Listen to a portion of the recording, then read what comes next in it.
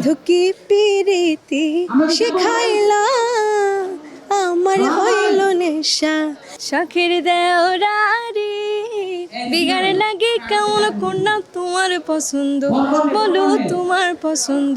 আমার অনেক প্রচুর মিউজিক ভিডিও আছে, বাট এই এক্সপিরিয়েন্সটা একেবারেই আলাদা, কারণ 5 জন মেয়ে মিলে এই প্রথম আমরা কোনো বিয়ের গান করলাম, তাও আবার সিলেট অঞ্চলের। আর আপনারা জানেন হয়তো বা যে সিলেটের ধামাইল কতটা বিখ্যাত সিলেট ধামাইলের জন্য। তো আমরা চেষ্টা করেছি ওই ভাইবটা রেখে একটা কাজ করার। তো আইকে থেকে এত সুন্দর একটি প্রজেক্ট তারা করেছে এবং আমরা 5 জন শিল্পী মিলে গেয়েছি এই গানটা। এটা দারুণ একটা এক্সপিরিয়েন্স। অবশ্যই অন্যান্য মিউজিক ভিডিওর থেকে এই মিউজিক ভিডিওটা আমাদের কাছে একটু স্পেশাল এবং একটু আলাদা আর কি।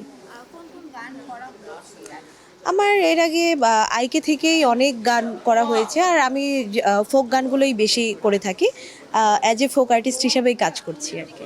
আমার গাওয়া আইকে থেকেই আছে, মনসুর সানি ভাইয়ের লেখা, আর আমার সাথে গেয়েছিল খায়রুল ওয়াসি ভাইয়া। গানটা শুরু করেছিল খায়রুল ওয়াসি ভাইয়া। বন্ধু কি প্রীতি শিখাইলা, এটাও ওয়েস্টার্ন ফোক আর কি। তো এইটা 2 লাইন করছি। ও বন্ধু কি প্রীতি শিখাইলা আমার হইল নেশা, বন্ধু কি প্রীতি শিখাইলা আমার হইল নেশা, বন্ধু কি প্রীতি শিখাইলা আমার হইল নেশা, বন্ধু কি প্রীতি শিখাইলা আমার হইল নেশা। একটা ডুয়েট গান করেছিলাম। গানটি আমি গেয়েছিলাম কামরুজ্জামান রাবি ভাইয়ের সাথে। গানটির শিরোনাম ছিল শখের দেওরা। শখের দেওরারি বিগাড় লাগে কেমন কন্যা তোমার পছন্দ বলো তোমার পছন্দ, শখের দেওরারি বিগাড় লাগে কেমন কন্যা তোমার পছন্দ বলো তোমার পছন্দ। আমার সব ধরনের গানই করা হয়। আমার বেসিকটা মূলত ক্লাসিক্যাল, কিন্তু ফোক গানটা করি ভালোবেসে। ফোক তো আমাদের আসলে প্রাণের জায়গা, আমাদের নারীর টান, ভালো লাগে গাইতে।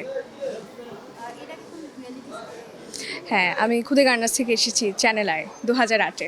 অনুকরণ বলা যায় না, ঠিক অনুসরণ বলা যেতে পারে।